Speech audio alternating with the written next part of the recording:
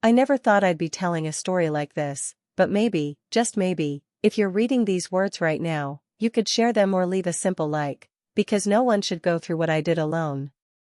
It still feels unreal that my own mother would be the one to try to destroy the happiest day of my life.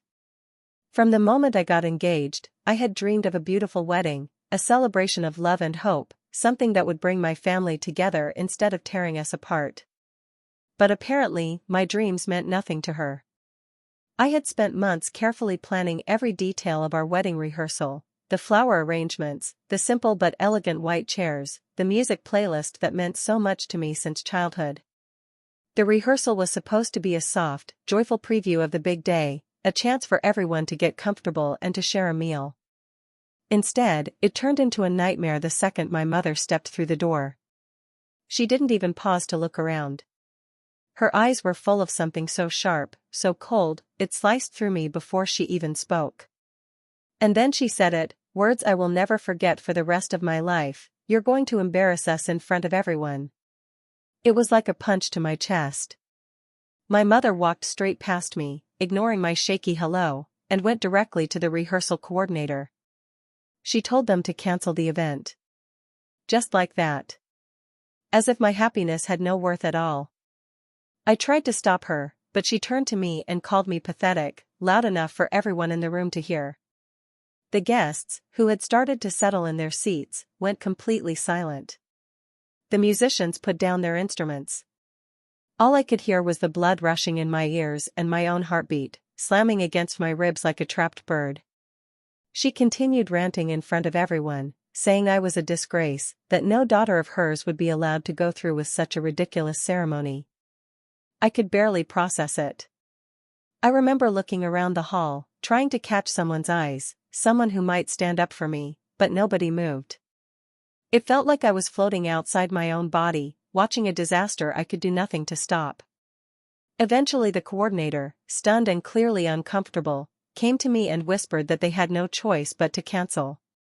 My mother had threatened to pull her portion of the payment for the venue, and since she'd contributed a deposit, they felt forced to listen. In a few minutes, everything I'd built up was torn down. I left the building in shock. My fiancé stayed behind to talk to his parents, who were completely horrified by what my mother had done. I sat alone in my car, the same white rehearsal dress still clinging to my skin, and stared at myself in the mirror. I had never felt so small, so worthless, so unloved. That night, I went home and found my phone buzzing with messages from my mother. "Cancel tomorrow. No one will respect you if you go through with this. You are humiliating our family." Over and over, she hammered her words into my heart until I couldn't even cry anymore. I felt empty. It was as though every drop of joy had been drained out of me. I didn't sleep at all. I kept replaying the moment she looked at me with that disgust, as if I was trash, as if I had no right to celebrate something as pure as love. At one point, I thought about just calling off the wedding altogether. Maybe she was right, I thought. Maybe I really wasn't worthy of standing in front of all those people and promising my heart to someone who actually loved me. But as the hours dragged on, I started to feel something change inside me. A flicker of anger, then of determination. Why did she get to decide what I deserved? Why was her voice louder than mine in my own life? I pulled out my phone and scrolled through the messages again, this time reading them not as commands, but as evidence that she could never accept me for who I was. If you're still with me, please keep reading. Because I need to tell you how I found the courage to keep going, how I refused to let my own mother crush the one day I had waited for my entire life. This is only the beginning. I barely slept the night after my rehearsal fell apart. I kept replaying every word my mother had shouted, every hateful message she had sent. It was as if her voice had taken root inside my head, repeating over and over that I was worthless, unlovable, an embarrassment. By the time morning came, my entire body ached from tension. I was so close to giving up, to texting my fiancé and telling him I couldn't do this anymore. But then there was a knock at the door. At first I froze, terrified that it was my mother coming to shame me in person. My heart pounded in my throat as I crept toward the peephole, half expecting to see her furious face. Instead, I saw two people I never imagined would show up that morning, my future in-laws. They stood there with concerned expressions, holding a box of pastries and a bouquet of white tulips. My breath caught in my chest as I opened the door. Before I could even say a word, my future mother-in-law pulled me into a hug so warm and genuine it brought tears to my eyes. I didn't even know how to react, I just broke down sobbing in her arms. They guided me to the couch, sitting close while I tried to explain through shaky breaths what had happened the night before. Every time I described another cruel thing my mother had done, I saw their faces twist in shock and heartbreak. They listened without interrupting, without judging, and for the first time since this nightmare started, I felt like someone was actually on my side. My future father-in-law put a gentle hand on my shoulder and said something I'll never forget: "You are our family now, and we will stand with you." Those words felt like sunlight breaking through a storm. I felt a spark deep inside me, a flicker of hope that maybe, just maybe, I wasn't as alone as I thought. They insisted I eat something, even though I had no appetite. Between bites of warm pastry, we started to talk about the wedding. They asked if I still wanted to go through with it. I was scared to answer. My mother's voice was still screaming in my mind, telling me to quit. But then I looked at these two people who had chosen to come to me, who were showing me love and compassion with no strings attached, and I realized I couldn't let her win. "Yes," I finally said, surprising even myself. "I want to get married." Their relief was immediate. They smiled and squeezed my hands, promising that they would help make it happen no matter what. We spent the rest of the morning going over options. They suggested moving the wedding to a different location, one my mother had no control over, and they even offered to pay for everything themselves if I would just let them. I was overwhelmed, but grateful beyond words. Here were two people who had no obligation to stand by me, who could have stayed out of it and left me to suffer. Instead, they opened their arms and their hearts, proving that true family is built on love, not blood. Later that day, my fiancé came home and found us deep in conversation, spreading papers and lists across my coffee table. When I saw him walk in, I felt this rush of relief that almost knocked me over. He hugged me so tightly I could barely breathe, whispering over and over that he loved me, that we would get through this together. We started calling vendors that afternoon, explaining the change of plans. His parents made countless calls, negotiating deposits, and calming worried florists. They were tireless, determined to protect my dream. Every time I felt doubt creep in, someone would squeeze my hand or remind me, "You are not alone." That night, when I lay down to sleep, I actually felt a tiny bit of peace. Yes, the next days would be hard, and yes, my mother would probably try to sabotage me again. But for the first time, I realized she couldn't completely destroy me, not if I had people willing to fight for me, and not if I was willing to fight for myself. Maybe you've been there too, torn between what your family expects and what your heart knows is right. If you have, I hope you'll keep following my story. Because the choice I made next would change everything, for me, and for the wedding I thought I had lost forever. The next few days were a blur of plans, phone calls, and stolen moments of quiet panic. My future in-laws refused to let me give up. They worked tirelessly to help me rebuild every piece of the wedding my mother had tried to tear down. There were still moments when I felt overwhelmed, so many details to fix, so many fears that she might sabotage everything again, but every time those thoughts crept in, someone would remind me, "You deserve this day." My fiancé was my rock through it all. Every morning, he brought me coffee and a gentle smile, as if silently promising that he would never let me face another day alone. His parents worked the phones, negotiating with new venues, explaining the situation to vendors who had already heard my mother's gossip. There was so much shame, so many people who looked at me with pity, but somehow, knowing I wasn't the only one fighting gave me strength. We found a new venue within 48 hours, a small, beautiful garden at the edge of town. It was nothing like the grand church hall my mother had insisted on, but I loved it. It felt simple, genuine, filled with fresh flowers and sunlight. It felt like me. When I saw it for the first time, I actually cried, imagining walking down that aisle without my mother's bitterness poisoning the moment. My in-laws stepped up to cover every cost. They never once made me feel like a burden or an obligation. They reminded me, again and again, that this was our celebration, not hers.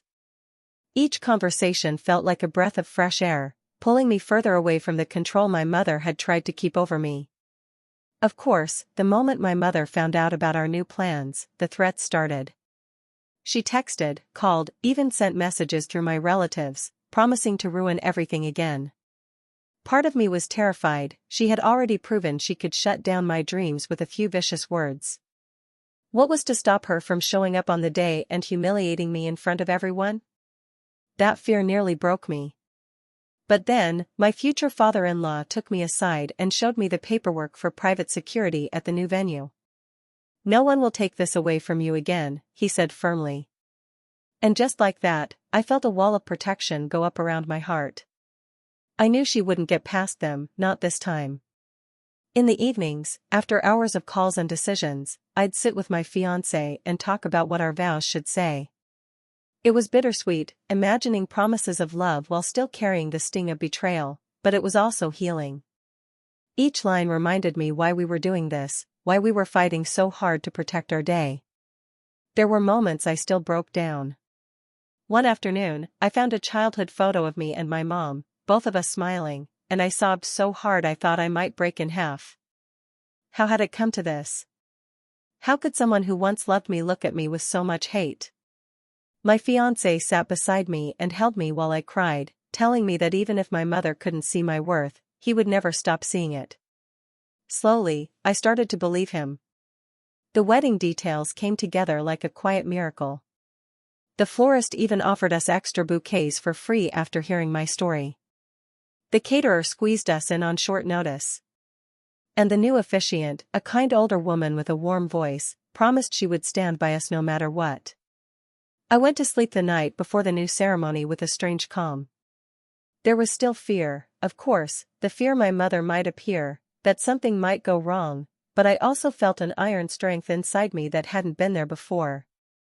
I had survived her worst attack, and I was still standing. Maybe that was what love was meant to teach me, that no matter how hard someone tries to break you, you can put yourself back together with the right people by your side. If you've ever had to rebuild something precious after someone tried to destroy it, you'll understand what that means. And if you haven't, I hope my story can remind you that it's possible. That you are never too far gone to fight for what you deserve. The morning of my wedding felt like waking up inside a dream I never thought I'd be allowed to have. The sunlight poured through my bedroom window in soft, golden streams, warming my face, almost blessing me with a kind of peace. I took a slow breath, trying to steady my heart. This was it. After everything, today was the day I would stand up and claim the happiness I had been told I didn't deserve. The house was already busy. My future in-laws had arrived early, bringing pastries and flowers, helping me get ready with gentle encouragement and reassuring smiles. I couldn't believe how different their love felt from my mother's cold control. Every gesture, from holding my veil to fixing my makeup, reminded me that there were people who truly wanted to see me shine. My fiancé texted me first thing in the morning. "I can't wait to see you walk down that aisle," he wrote. Reading those words, I felt tears well up in my eyes. He had stood by me through every humiliation, every hateful text, every moment I nearly broke down. And today, we would finally stand together as husband and wife. But as the hours passed, a familiar dread crept back in.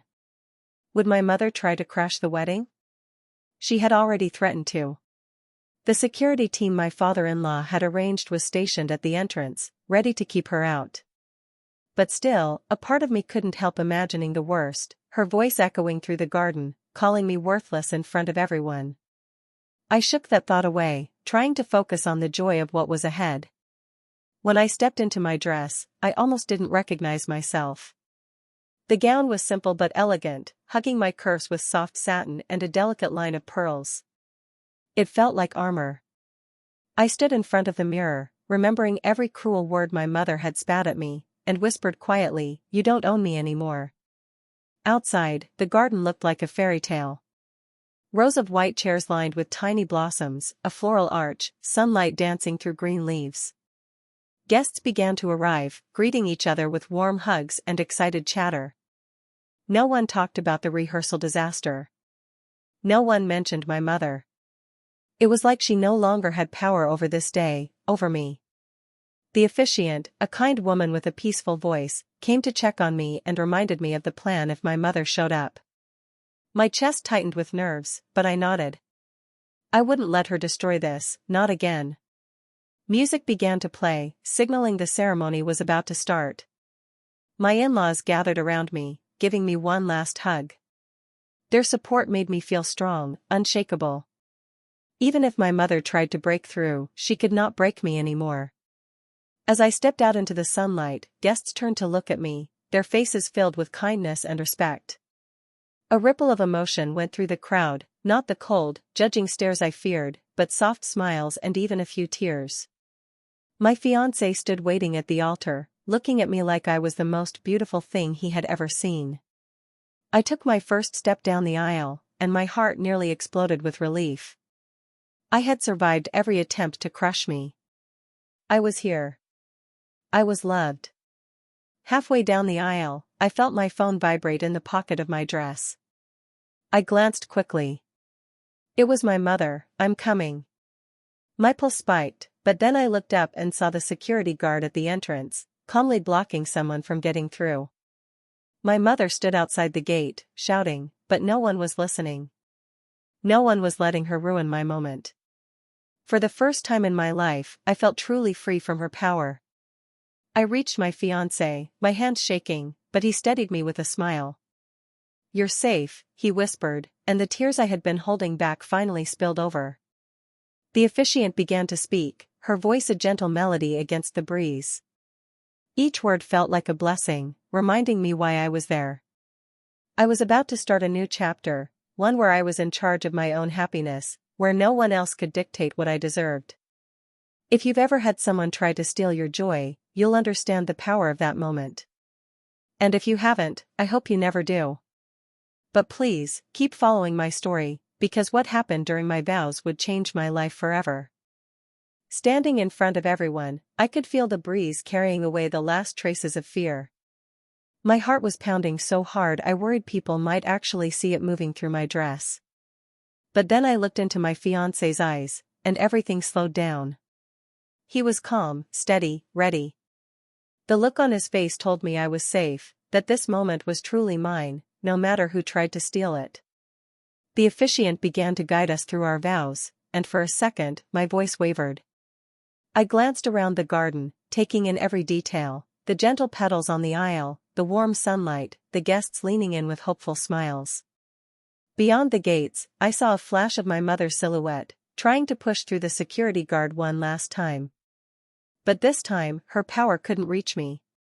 She was just a stranger shouting on the other side of my new life. I took a deep breath and began my vows. Every word was a promise, not just to my husband, but to myself. I promised to love with honesty, to forgive, to protect my own boundaries, and to never again let anyone define my worth. It felt like the most radical act of freedom I had ever taken. My husband squeezed my hands as tears fell down my cheeks, and when it was his turn, he wiped them gently away before beginning his own vows. His voice was strong and steady, every word filled with compassion. He told me he would always stand by me, even when the world tried to tear me apart. That he would celebrate every victory and hold me through every pain. That he saw me, truly saw me, and loved me anyway. I could feel the guests behind me getting emotional. A few people were openly crying, and when I caught the eye of my future mother-in-law, she gave me the warmest, most supportive smile I had ever seen. Then came the moment to exchange rings. My hands were shaking so badly I nearly dropped his ring, but we both laughed through it, and that laughter felt like healing. For so long, I had been told I wasn't enough, that I didn't deserve joy, and yet here I was, promising my love, and being promised love in return. The officiant pronounced us husband and wife, and the garden erupted in applause. As we kissed, I felt every ounce of my mother's bitterness vanish, replaced by the honest, gentle power of a family who had chosen to love me for who I was. After the ceremony, we gathered in the reception area, a cozy courtyard lined with fairy lights and fresh flowers. Guests hugged us, congratulated us, and told me how brave I had been. It was strange, I had never thought of myself as brave, only desperate to hold on to the one thing that made me feel whole. But maybe bravery was exactly that, refusing to let go of your dreams, even when someone tries to steal them from you. I saw my mother once more through the fence, pacing in frustration before leaving in a flurry of angry gestures. Part of me felt sad, after all, she was still my mother, but I refused to let her poison my joy. I reminded myself that boundaries were love too, and I had a right to protect mine. As the music played and we danced our first dance, I felt weightless. My husband kept his arms around me, guiding me through the steps with so much patience I wanted to cry again, this time with relief. We laughed when we stumbled, holding each other tight, refusing to let a single regret slip into our new beginning. When the party started to wind down, I stepped aside for a moment to breathe in the night air. The fairy lights above me shimmered like stars, and I realized I had done it. I had stood up for myself, fought for the love I deserved, and reclaimed my happiness. If you've made it to this part of my story, thank you. Truly.